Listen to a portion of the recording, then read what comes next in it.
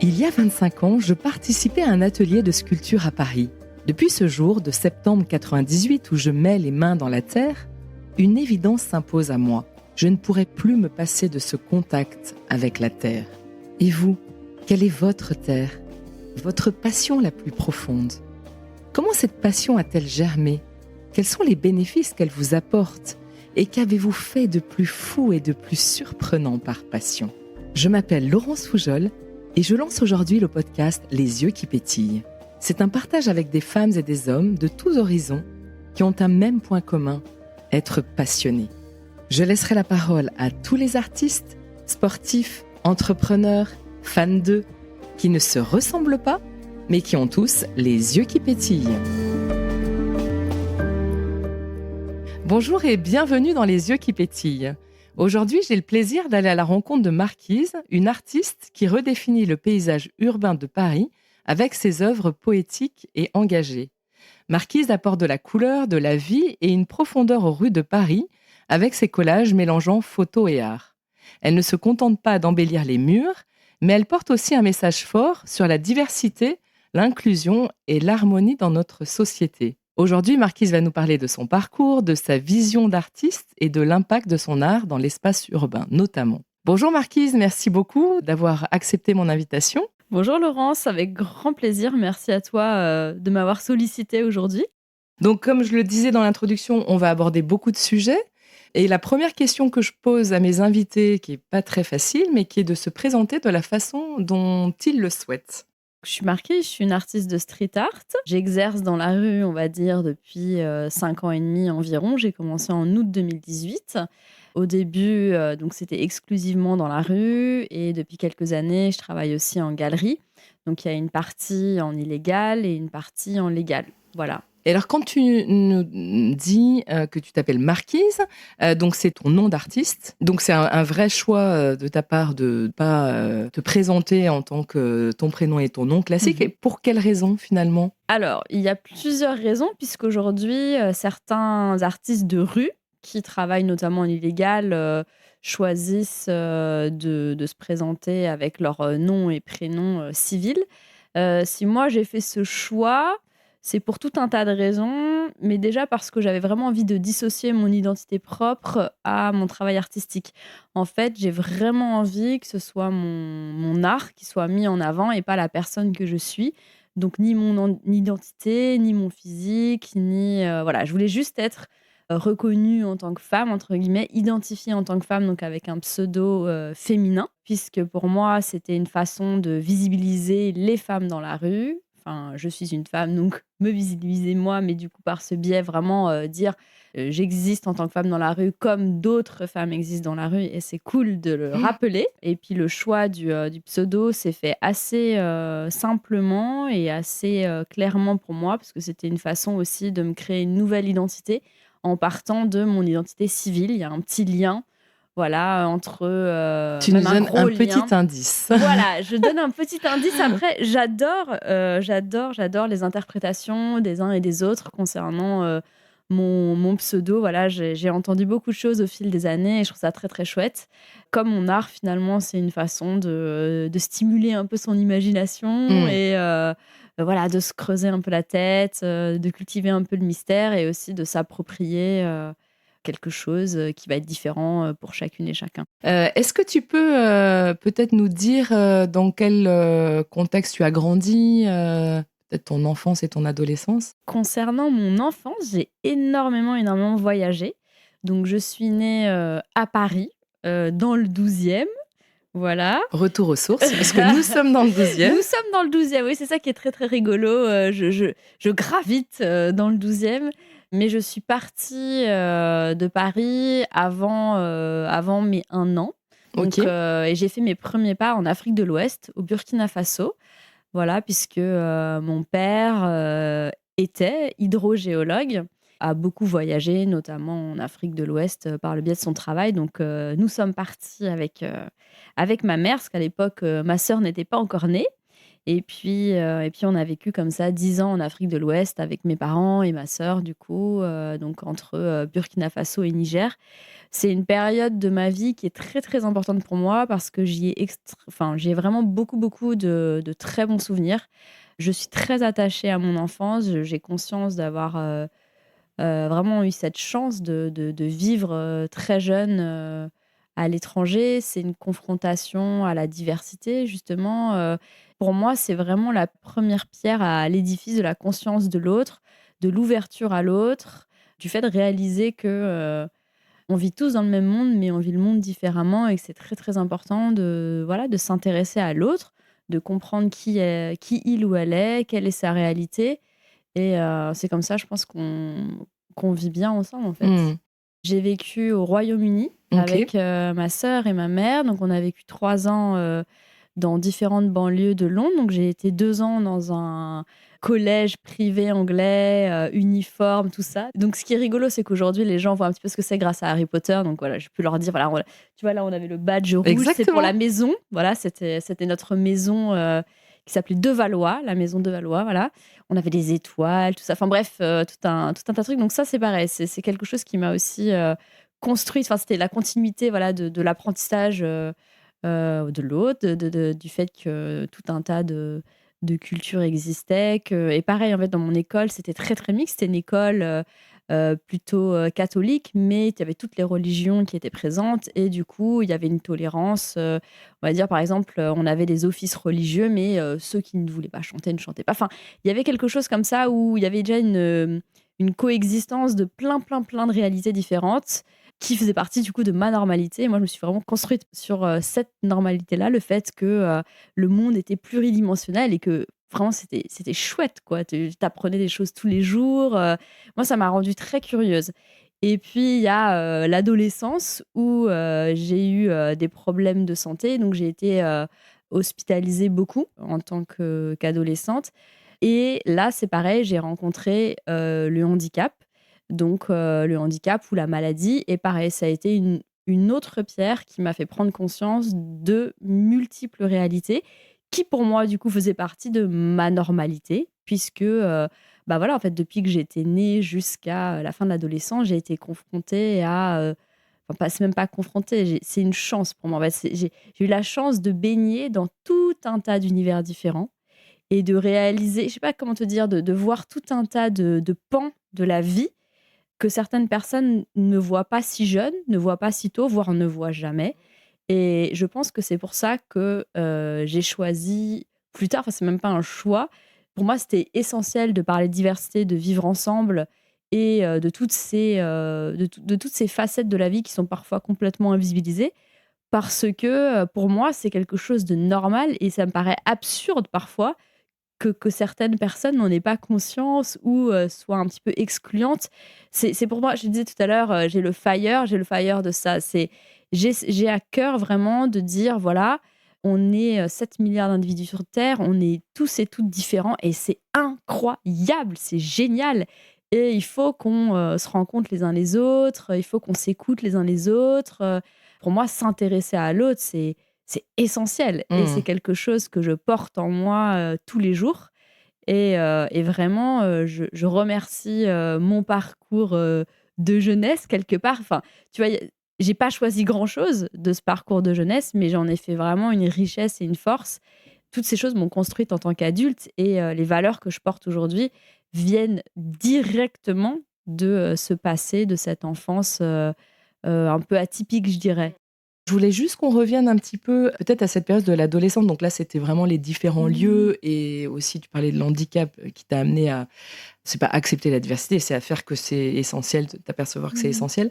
Mais est-ce que tu as un souvenir en fait en lien peut-être avec l'art, le collage, la photo, enfant? Est-ce que c'était déjà quelque chose de présent? Alors, concernant vraiment le collage, ça c'est venu de ma mère qui, avait cette habitude de recouvrir, tu sais les espèces de rangements à documents, un peu en cartonné Oui. moche là.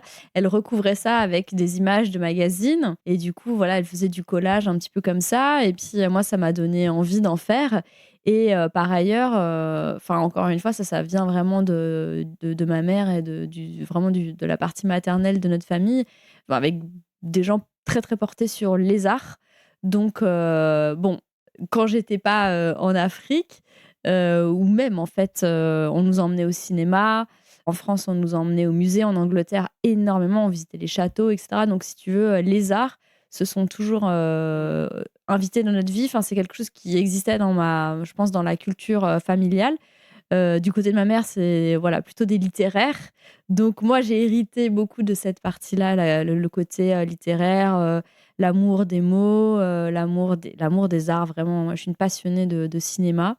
Là, tu vois, depuis le mois d'août, je suis quasiment à 50 films au cinéma. Voilà. Ah On a oui, oui. Ah oui, grosse... donc c'est 2 par semaine. Enfin, en moyenne, C'est c'est... ça. Ouais, ouais. C'est à peu près 2 par semaine et je vais beaucoup au musée, et cetera. Enfin, pour moi, les arts, sont essentiels à mon bien-être Mmh. et je pense, j'ai le sentiment au bien-être de nombreuses personnes Mmh. finalement.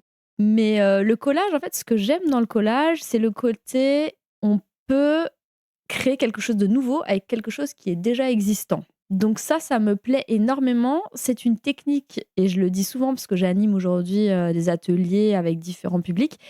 C'est une technique qui est accessible à toutes et à tous. Vraiment, il n'y a pas de critères artistiques finalement. Enfin, on peut faire quelque chose considéré comme beau ou pas, mais en tout cas, chacune et chacun peut s'exprimer par ce biais-là, par le découpage et l'assemblage d'images. Voilà, il y a des gens qui font des mood boards, par exemple, avec le collage, voilà, des images qui sont inspirantes.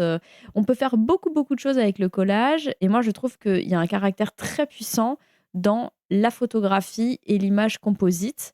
Et tu le disais tout à l'heure, tu as parlé de photos. Moi, je faisais beaucoup de photographies par ailleurs. Enfin, ça, c'est vraiment quelque chose qui est venu plutôt à l'adolescence, parce que le collage, j'ai commencé vers l'âge de 10 ans. Ça a vraiment pris de l'ampleur à l'adolescence où, dès que j'avais quelque chose de fort à extraire de moi, je faisais un collage. C'était comme un marqueur de fin de cycle. Quelque part, ça y est, si je peux le mettre en image sur papier, cette chose est sortie de moi. Et du coup, si je regarde tous mes collages, ouais, ça retrace un parcours autobiographique, je Mmh. dirais. Donc, il n'y en a pas énormément. Il y en avait un tous les 2, 3 mois, peut-être parfois 2 par an. Mais quand je regarde ces collages, ça raconte vraiment ma vie, ce que j'ai ressenti, les temps forts. Et ça, je trouve ça assez génial. Et encore une fois, c'est vraiment quelque chose qui est accessible à tout le monde et je n'aurai de cesse de le dire. Et pour la photo, donc ça, j'ai commencé plus tard, peut-être vers 15 ans, enfin quand j'ai eu peut-être mon premier appareil. Et comme je voyageais toujours pas mal, j'aimais beaucoup prendre des photos, notamment à l'étranger. Bon, voilà, je trouve ça merveilleux en fait de pouvoir capturer quelque part quelque chose qui peut s'effacer dans notre mémoire. Là, on a une trace, puis on a une trace de ce que nous, on trouve intéressant, de ce que nous, on trouve beau. Et du coup, ça dit aussi quelque chose de nous, c'est intéressant, je trouve. Enfin, moi, je suis très, très fan aussi de photographie. Je vois beaucoup d'expos de photos. Et finalement, ce que je fais aujourd'hui, c'est une combinaison de ces deux techniques, puisque dans la rue, à la base, j'avais commencé par coller mes collages format un peu A4, et puis je trouvais que ça ressemblait vraiment trop à de l'affichage publicitaire. Donc, j'ai choisi d'élaborer cette technique un peu hybride qui reprenait mes photos et la technique du collage. Donc, vraiment un truc un petit peu, voilà, un peu composite. Et puis ça me permettait vraiment de pousser mes messages plus loin. On aura peut-être l'occasion Mmh. d'en parler après. En fait, du coup, il y a mes photos et puis il y a aussi une espèce de grosse banque d'images que j'ai constituée au fil des années. Mais ça peut être, tu vois, si tu te retournes sur mon frigo, il y a plein d'images, plein de trucs. Ça peut être, tu vois, des morceaux, des fragments de choses que je trouve belles, intéressantes, tout en prenant vraiment une base de photos, de mes photos, et notamment le personnage principal, parce que mes œuvres, elles sont construites autour d'un ou plusieurs personnages que j'appelle les héros et héroïnes de mes histoires. En fait, ces gens-là sont tout le temps pris en photo. Enfin, c'est toujours des photos que j'ai prises moi. Donc, ça peut être des gens que je connais, à qui j'ai demandé de poser comme ci, comme ça, ou ça peut être des photos un peu volées. Ça, je me l'autorise parce que les gens sont toujours de dos ou de trois quarts dos. On les reconnaît pas. mais ce sont des personnes que je trouve belles, voilà, des inconnus.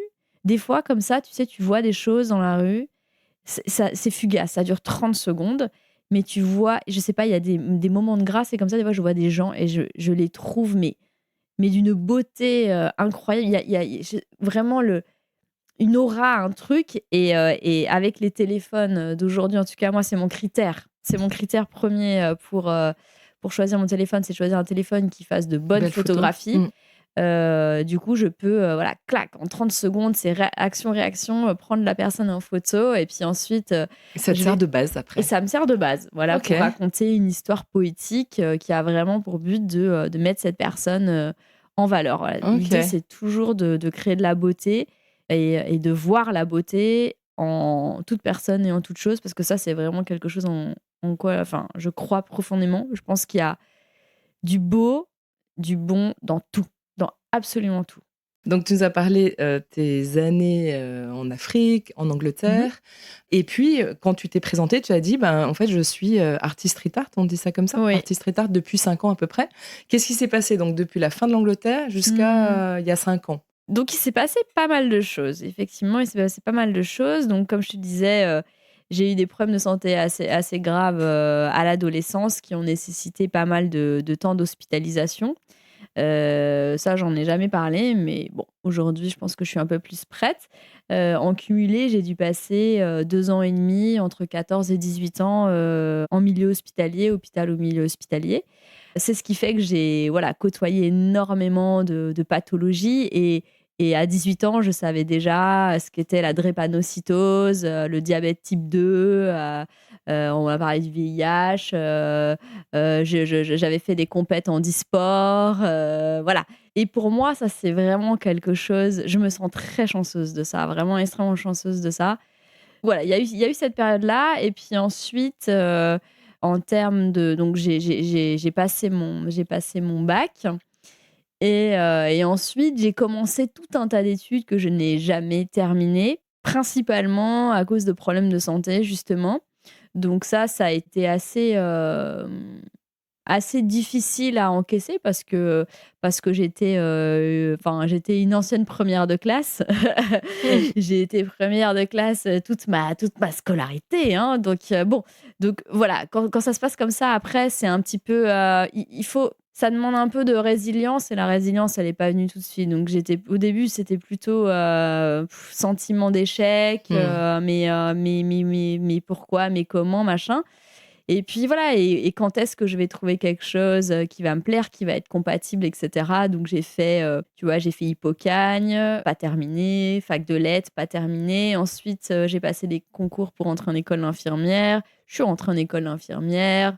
Je n'ai pas terminé non plus. Tout m'intéressait à chaque fois, mais il y avait toujours des obstacles. Et puis après, je suis rentrée un peu dans un cycle où j'ai fait tout un tas de boulots, de petits boulots, puisque je n'avais que le bac.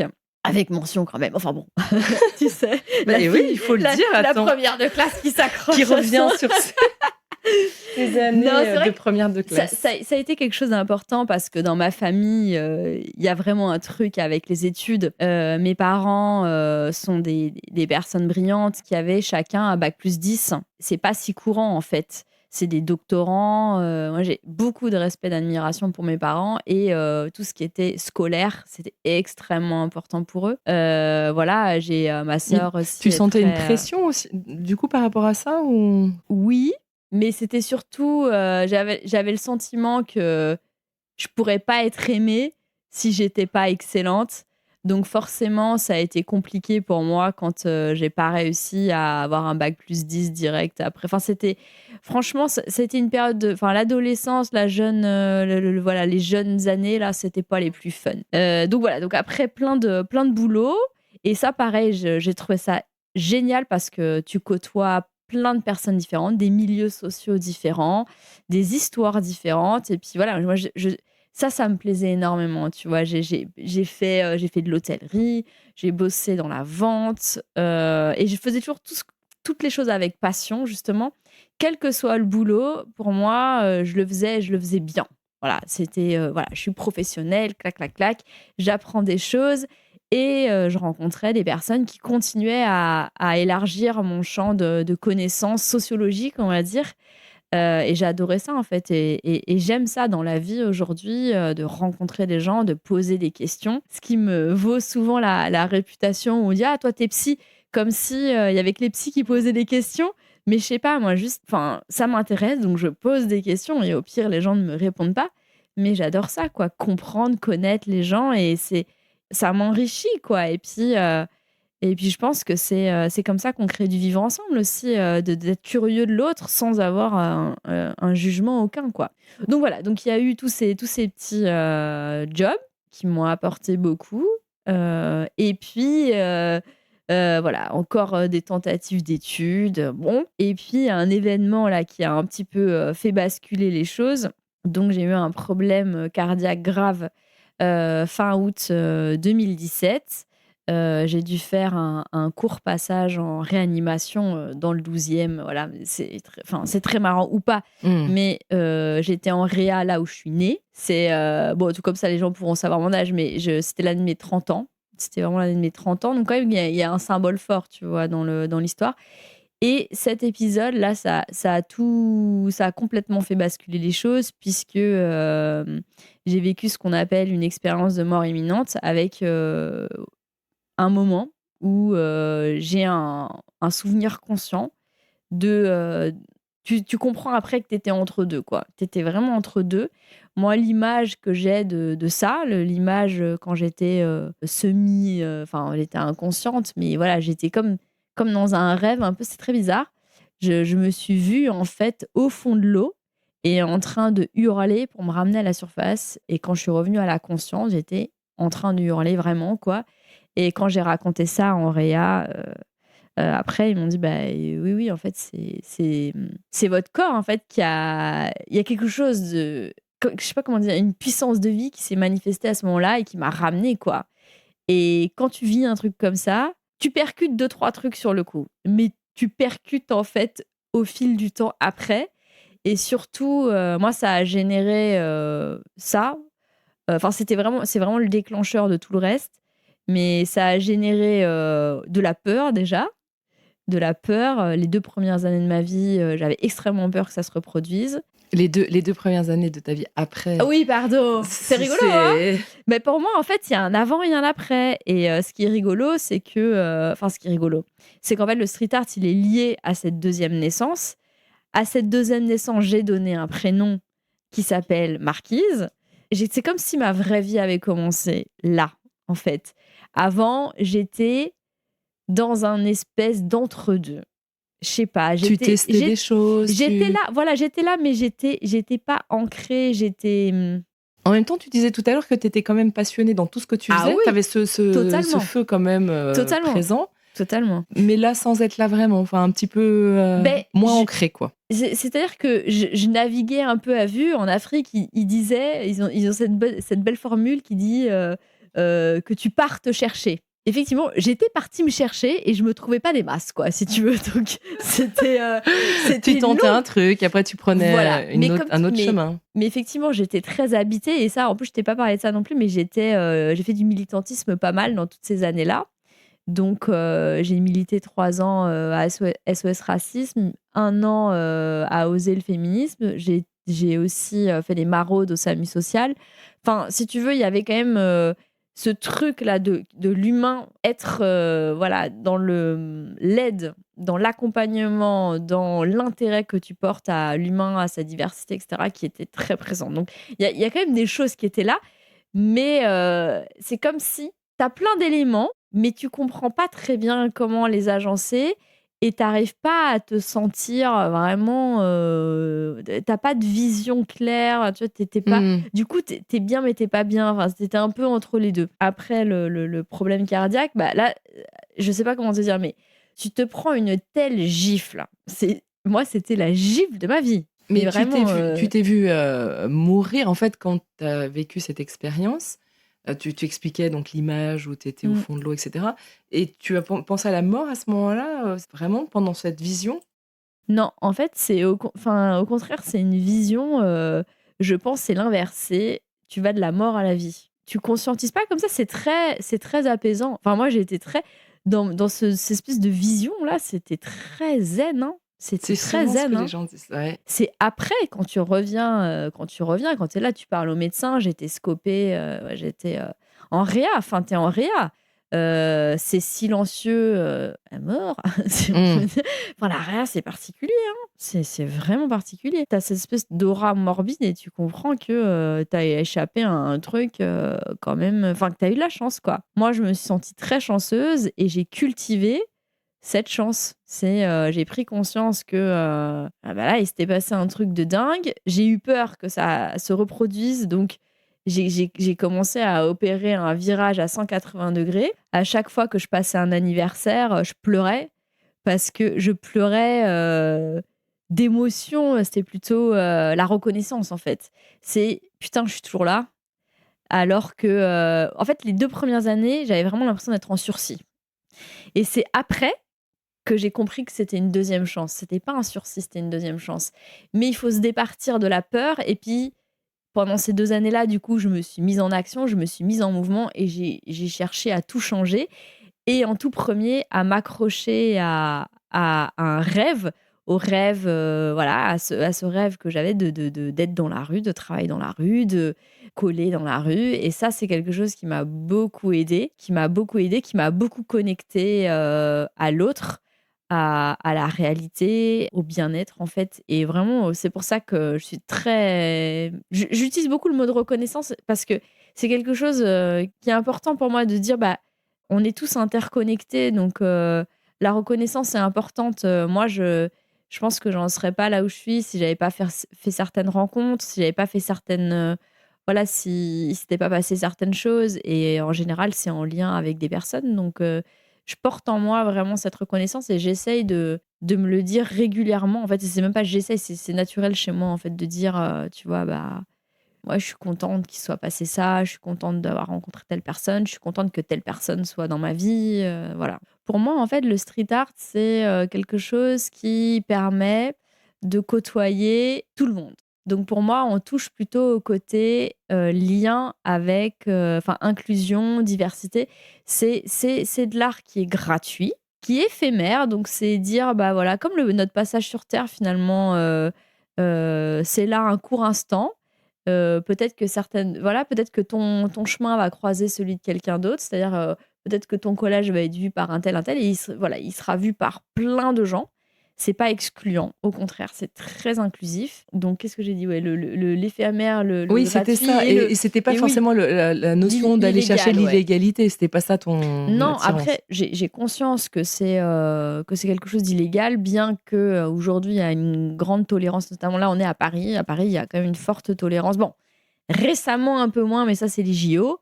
Les murs sont très, très nettoyés et je pense, là, d'autant plus parce que les JO approchent et qu'on veut donner l'image d'une ville propre. Parce qu'en fait, en général, dans les plus hautes sphères, la distinction entre les différents... Il n'y a pas de différence finalement entre le graphe, le tag, le collage, l'art urbain. Bref, il y a une espèce d'amalgame. Enfin, voilà. Du coup, on efface tout et puis on réfléchit pas trop. Voilà, peut-être à faire des distinctions. Bon, après, c'est un choix. Mais non, pour moi, ce qui était important, c'est de m'inscrire dans le collectif, du coup. Et voilà, en étant dans la rue, bah, t'es vraiment. C'est très inclusif, en fait, la rue. La rue, elle te dit pas, t'as pas le droit d'être là.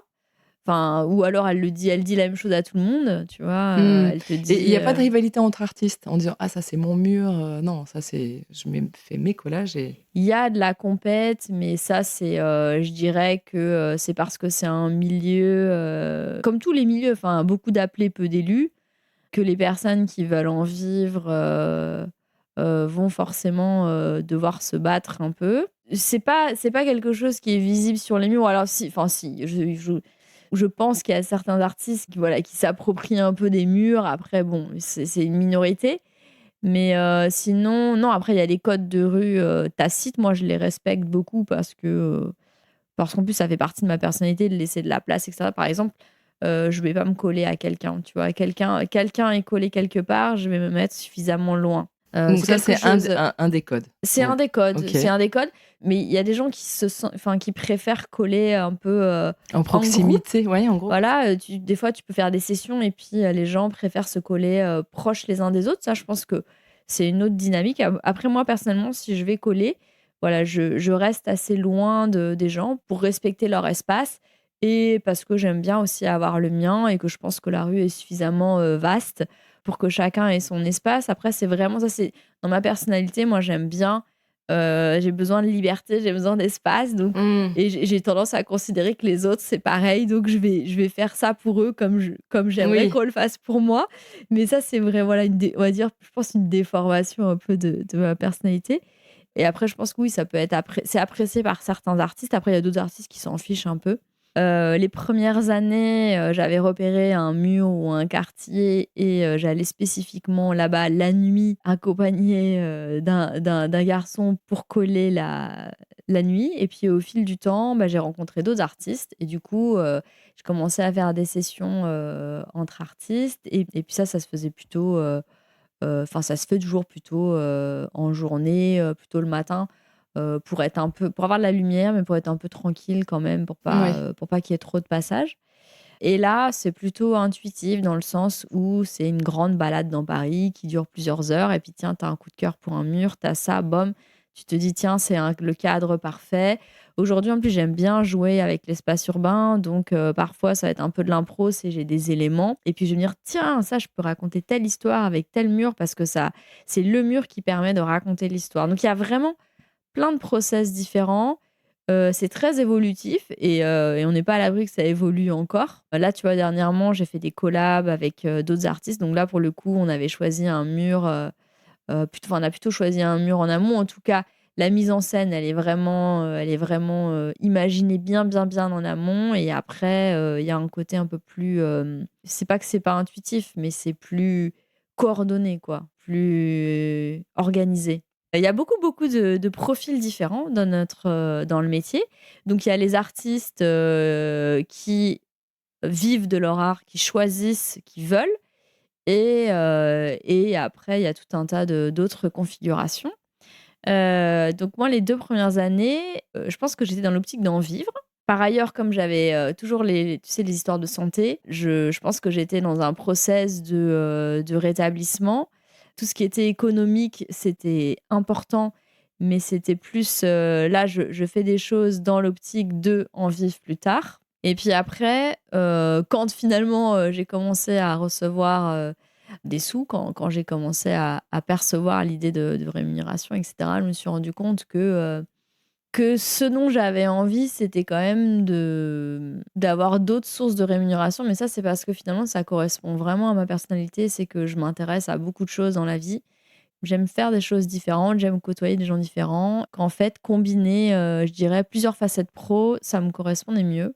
Ça me permet d'être complètement moi, en fait. Tu vois, Oui. de vivre et surtout de pas être contrainte parce que finalement, le street art, c'est un art extrêmement libre où on fait ce qu'on veut. Et quand tu commences à être un artiste rémunéré, tu as un minimum de contraintes. Alors, des fois, elles sont petites, des fois, elles sont grandes. Mais je trouve qu'en tant qu'artiste, en tout cas, moi, personnellement, ça n'engage que moi.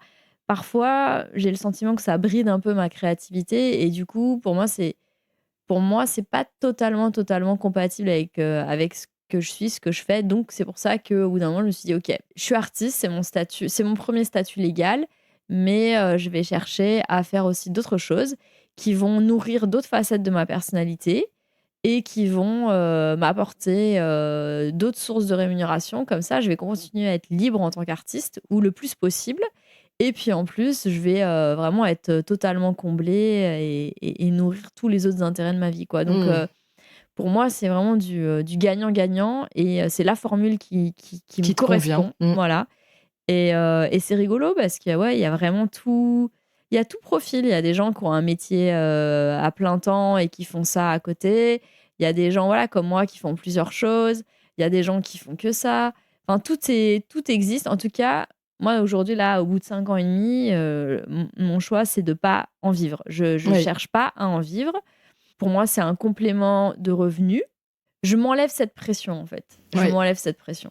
Et puis, du coup, ça t'apporte une vraie liberté. Et ce Totalement. qu'on disait tout à l'heure, en fait, t'as pas de commande qui va t'éloigner de ton vrai désir et Mmh. plaisir, quoi. Ou quand j'en ai, enfin, ou en tout cas, les commandes que j'ai sont des commandes qui sont compatibles avec ce mindset. Mais je pense que dans tout, il y a des compromis à faire. Après, il faut trouver les compromis acceptables, tu vois? Et ça, c'est quelque chose auquel je réfléchis beaucoup. En plus, c'est évolutif aussi dans la vie, Oui, parce que tu changes, de perception, tu changes d'envie et c'est bien, je trouve, de faire, des petits points avec toi-même réguliers pour savoir, bah, où tu en es dans ta vie, de quoi tu as envie, qu'est-ce qui te correspond le mieux là avec la personne que tu es ou que tu veux devenir. Enfin, c'est vraiment, et et je ce trouve qui est ça vrai à un chouette, moment quoi. donné n'est plus vrai, Tout à fait, dans 2 ans tout ou à fait et il exactement, faut se ouais. l'autoriser parce que, pour être bien, en fait, avec soi-même, quoi. Pour moi, c'est important. Est-ce que je me définirais comme passionnée?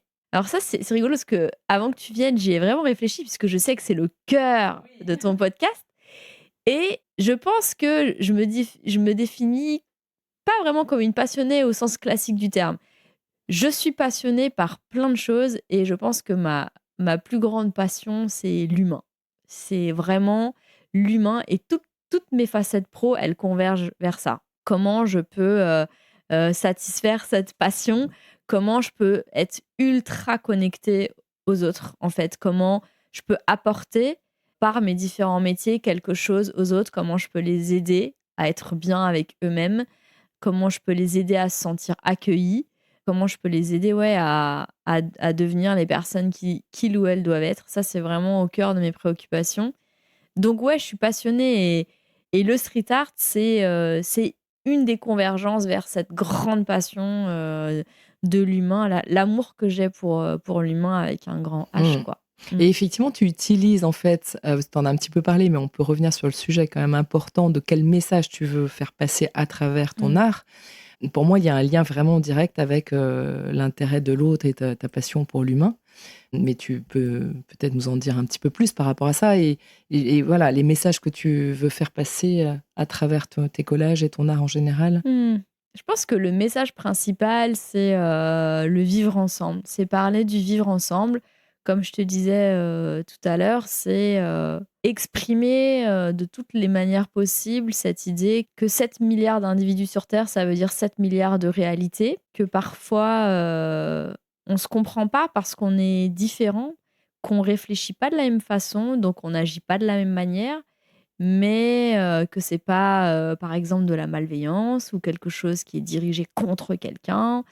Il y a voilà, moi, je veux parler de ça, de comment on fait pour vivre en harmonie, toutes et tous ensemble. Je pense que c'est vraiment possible, mais pour ça, il faut sortir un peu de ces schémas à soi, de juste d'être dans cette ouverture d'esprit, de se dire: «Tiens, peut-être qu'il ou elle n'est pas comme moi, ne fonctionne pas comme moi, vient d'une culture différente, a une histoire différente». Donc voilà, qu'est-ce que je peux faire pour réussir à connecter avec cette personne ou en tout cas que ça se passe bien?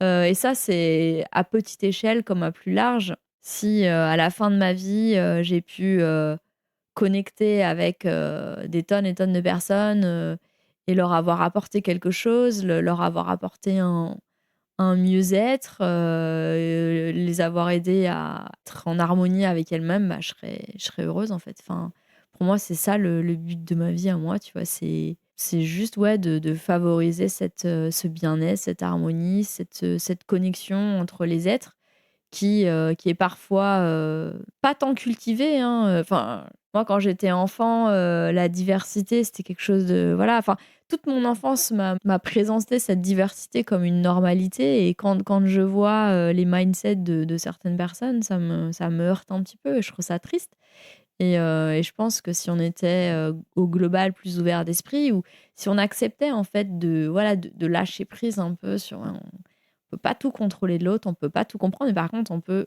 aller vers lui, vers Mmh. elle, on peut lui poser des questions, on peut essayer de comprendre et c'est comme ça que les choses se débloquent et c'est comme ça que, le monde ira bien, quoi. Enfin, moi, j'en suis persuadée. Ça, c'est mon fire, tu vois? Tous les jours. OK, bah, vraiment chouette.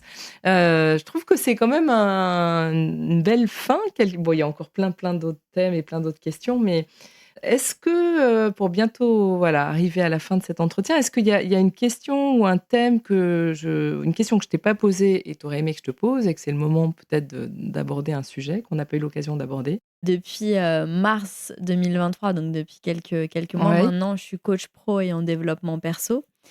Et ce qui fait que moi, voilà, j'utilise mon envie de poser des questions, par le biais de ce travail-là, et c'est un métier qui, pour moi, prolonge vraiment, ce FIRE et cette envie de connecter avec l'autre et d'aider les autres à aller bien, à être alignés avec elles-mêmes, avec eux-mêmes. Donc ça, c'est voilà, c'est un sujet aussi qui m'anime, et c'est ce vers quoi là je tends. En tout cas, c'est quelque chose que je développe, et je suis en train actuellement de réfléchir vraiment enfin aux liens en fait qui existent entre mon métier d'artiste, mon métier, de coach.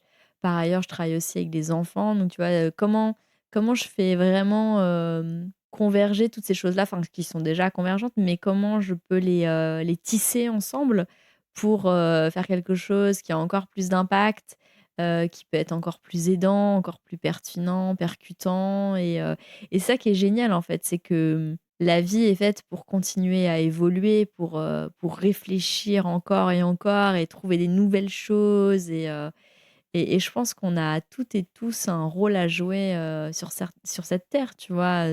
Et on a surtout toute une vie pour réfléchir à ce qu'il est possible de faire, pour soi, pour les autres, et ça, voilà, encore une fois, ça m'anime énormément, donc Et te demander où est-ce que tu te vois dans 10 ans, 20 ans? Est-ce que tu as une idée? Est-ce que tu as un projet important qui tient à cœur où tu dis: «Bah, à terme, j'aimerais mmh, bien faire ça»? Ou tu te laisses porter comme tu as toujours fait mmh. jusqu'à maintenant à ce que la vie t'apporte? J'ai pas un projet précis, j'ai une vision. Oui? Aujourd'hui, ma vision est très, très claire. Voilà, c'est quelque chose apparemment qui est courant, qui est fréquent. Quand on a vécu une expérience de mort imminente, tu te sens un petit peu investi d'une mission. Moi, je me sentais, je me suis sentie investie de la mission du collectif, voilà, de m'inscrire dans le collectif, et j'avais vraiment envie d'être, tu vois? Imaginons une toile d'araignée géante. Pour moi, l'humanité, c'est ça, et c'est comment de trouver ma place dans cette toile d'araignée pour, tu vois, comment dire? Connecter et à plein d'autres personnes, et cetera. Donc la vision que j'ai aujourd'hui, c'est voilà, c'est comment avoir le plus gros impact possible, pouvoir aider le plus de personnes possible, comment voilà, créer du bien-être, du mieux-être, aider, notamment les femmes à atteindre leur plein potentiel. Parce que oui, j'ai ça on n'a pas abordé, mais je suis une fervente, féministe depuis toujours, et j'ai à cœur de voilà, de permettre aussi aux femmes de trouver leur juste place, enfin leur place, voilà, qu'elles prennent leur vraie place. Pas la petite place qu'on leur laisse, non, la vraie place, la même place que celle des hommes. Ça, c'est quelque chose qui m'habite aussi énormément, et en tant qu'artiste et en tant que coach, je peux et j'ai le sentiment de devoir faire, des choses par rapport à ça. Donc ça, c'est ma vision aussi, c'est la vision égalitariste. Voilà, j'ai cet espoir, moi je tends vers ça. J'aimerais vraiment, à un moment, tu vois, schématiquement, voir un homme et une femme côte à côte. Voilà, pas que la femme soit en dessous, pas que l'homme soit au-dessus, mais vraiment, Mmh. et pour moi, ça, c'est un double mouvement. Va falloir que les hommes descendent d'une marche, que les femmes montent d'une autre, et puis comme ça, on sera tous, et toutes au même niveau, et ça va être super. Et voilà, moi, ça, c'est un truc aussi qui m'anime, cette vision-là, cette envie d'égalité, hein, de voilà, qu'on considère, les gens, sous un autre prisme, qui soit pas celui du genre. Mais ça, j'en ai déjà parlé aussi, je trouve ça absurde qu'on regarde les gens, avec des critères, physiques, la couleur de peau, ou voilà, qu'on regarde, leur milieu social, qu'on regarde, s'ils sont valides ou handicapés, s'ils sont enfin, il y a des critères qui me paraissent c'est tellement absurde. C'est tellement absurde, et on a toutes et tous quelque chose, de très précieux à apporter dans ce monde, et il faut le trouver. Il faut le trouver, il faut le mettre à profit du collectif, et en tout cas, ça, c'est ma vision, et c'est comme ça que le monde, sera meilleur, ira bien, qu'on sera, en paix, ouais, qu'on sera en harmonie, je sais pas, ça mais c'est voilà, c'est Moi, c'est ma vision. C'est ça qui me... Tu vois, j'ai cette image-là comme ça, qui est une espèce d'idéal comme ça, qui est très claire dans ma tête. Et ma vie, elle va être dédiée à ça, je le sais. Elle va être dédiée à cette vision. Et si je peux faire un peu à ma petite échelle, bah, j'aurais mérité ma place. Enfin, même si, non, on mérite tous notre place, mais j'aurais eu le sentiment de faire quelque chose d'utile. T'as pas besoin d'être une rockstar pour ça, mais juste en étant toi-même, en existant, tu touches tellement de personnes. Ça, je pense que beaucoup de gens s'en rendent pas compte, mais on côtoie plein de gens et le fait qu'on soit vivant, c'est important pour beaucoup de gens, en fait. Et on ne sait jamais quel impact on a sur l'autre. Donc, il faut vraiment se trouver, il faut être bien avec soi-même et pour pouvoir vraiment permettre. Ça, je sais pas, c'est comme, tu sais, les ions dans le micro-ondes, quoi. Voilà, c'est celui qui bouge va faire bouger le suivant, etc. Et moi, je crois vraiment en ça, quoi. C'est ça qui m'anime. Je pense qu'en fait, ça a toujours été la vision, tu vois, parce que c'est ce qui fait que j'ai milité, c'est sentiment, voilà, lutter contre les injustices. Dire, ah bah non, ça, je comprends pas, c'est absurde, du coup, j'ai milité. Et puis après, le street art, c'est dans mon monde à moi, j'inclus toutes les personnes. Je représente vraiment toutes les facettes de la diversité. Je photoshop pas les gens. Moi, je trouve que les gens sont beaux, en fait, tels qu'ils ou elles sont. Et c'est ce que je fais, ce que j'essaie de faire dans mon travail de coach, c'est d'accueillir les gens tels qu'ils ou elles sont. J'entends souvent, ah non, mais c'est bête. Non, c'est jamais bête. Ce que tu dis, ce que tu penses n'est jamais bête. C'est toi, en fait. Et merci de ta confiance, quoi, de me raconter tout ça. Et moi, comment je peux t'aider pour que tu sois OK avec qui tu es et que tu puisses trouver ton fire à toi et le mettre dans le panier du collectif et que le fire devienne universel, quoi. Bon, et alors, pour la dernière question, signature du podcast, Les yeux qui pétillent, quel a été le dernier moment qui t'a fait le plus pétiller les yeux? Alors, je pense que ça se joue dans la journée d'hier, parce que je suis allée au marché féministe de Ground Control. C'est un lieu qui héberge pas mal d'événements et puis qui fait aussi bar, un petit peu tout ça. Très sympa. Et du coup, que te dire? Quand tu vois des tonnes et des tonnes de stands avec je dirais des goodies féministes ou voilà, dont tu as le petit badge que je porte juste là. C'est écrit Badass. C'est ça, je voyais pas ce qui était écrit. Badass. Voilà, donc j'ai regardé la traduction littérale, parce que pour moi, je m'en fais une idée, comme voilà, je parle un peu anglais, mais c'est dur à cuire, tu vois. Pour moi, c'est quelqu'un qui est déter, qui ose, qui est assertive dans ce qu'elle dit, voilà. Et du coup, j'aime bien ce message. Et donc, vraiment, hier, de rentrer dans une salle où il y avait cette énergie-là, où tu avais beaucoup de femmes badass et beaucoup de messages comme ça. Donc, hier, c'était vraiment un vrai chouette plutôt moment. féminin. Mais, ah oui, non, mais, mais j'ai ma carte bleue a flambé, là. Laisse tomber. J'étais. C'est Paradise, quoi. Donc, t'avais les yeux qui pétillaient et la carte aussi, quoi. Ouais, la carte, bon, ça fait un peu plus la gueule, mais. Mais les yeux, ouais, les yeux qui pétillent, un max, ouais. Ok, bah, très chouette. Bah, écoute, merci beaucoup pour ce chouette partage. Tu nous as dit beaucoup de choses sur ta vision, beaucoup sur la façon dont tu vois la vie aussi. Et pour les personnes qui souhaitent suivre ton parcours, ton travail d'artiste aussi, on les oriente vers ton compte Instagram. Ouais, plutôt sur Je le mettrai sur ça marche. le descriptif. Mais mon compte Insta, ouais, c'est marquise.streetart. Puis après, j'ai une page Facebook Marquise aussi. Je communique principalement sur Instagram et du coup sur Facebook. Et voilà, si on tape Marquise Street Art dans Google, on trouve aussi des articles. Des photos, enfin des photos, voilà. Ouais. Puis je suis dans certains bouquins sur le street art aussi. Enfin, ça, c'est un peu la consécration. C'est rigolo. Très chouette. C'est très rigolo. Ouais. J'ai une petite collection là dernièrement. Tu me montreras quelques-uns. Ouais. Okay.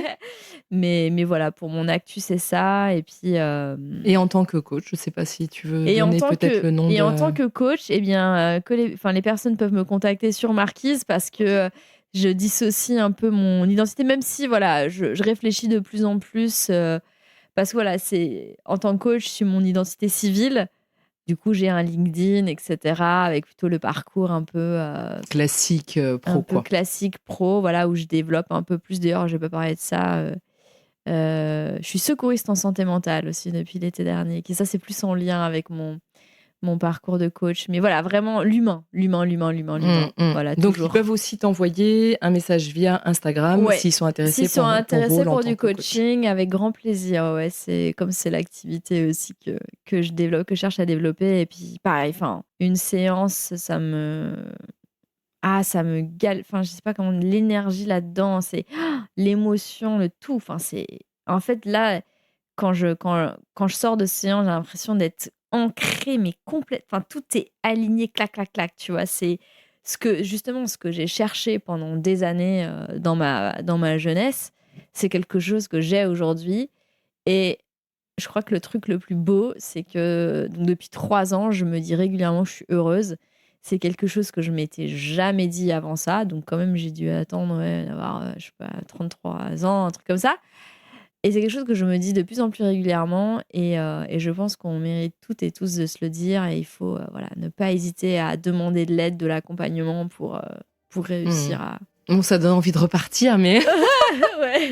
on va s'arrêter. On va s'arrêter.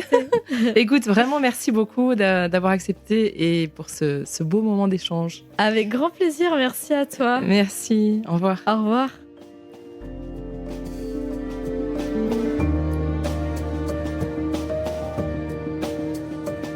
J'espère que vous avez aimé cette conversation.